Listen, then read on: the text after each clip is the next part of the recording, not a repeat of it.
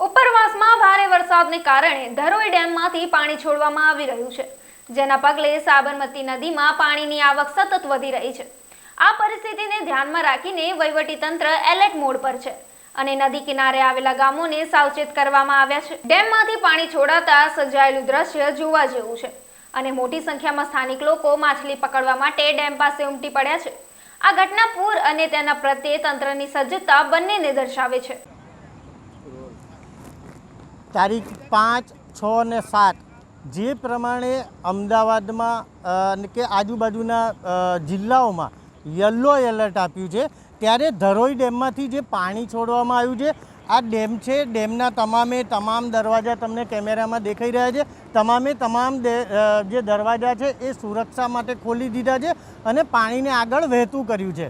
આગળના ગામડાઓને પણ હાઈ એલર્ટ આપવામાં આવ્યું છે। જ્યારે પાણી અહીંયાથી નીકળે છે ત્યારે અહીંયાની લોકલ જે પબ્લિક છે એ લોકો માછલીઓ અહીંયા પકડવા માટે જાળ નાખી રહ્યા છે અને જાળ નાખી અને આ જે માછલીઓને પકડવાની કોશિશ કરી રહ્યા છે।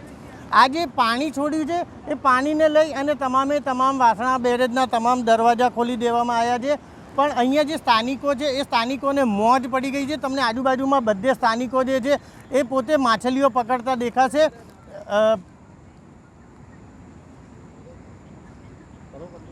ફરીથી કરું? ઓકે, મેં કીધું બંધ કરી દીધું।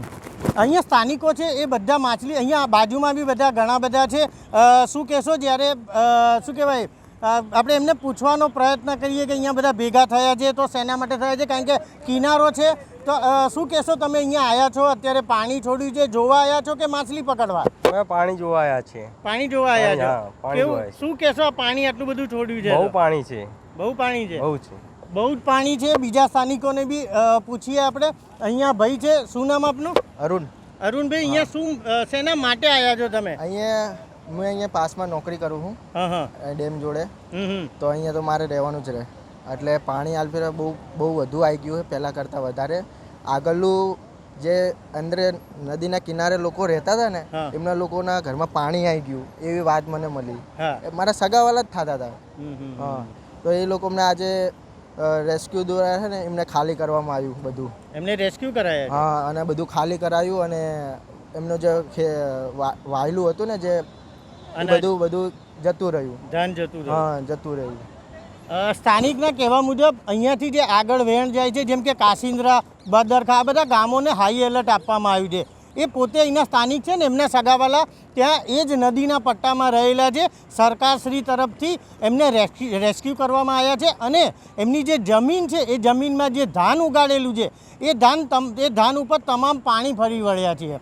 કેમેરામેન હરીશ પારકર સાથે હિતેશ ગજ્જર, અમદાવાદ।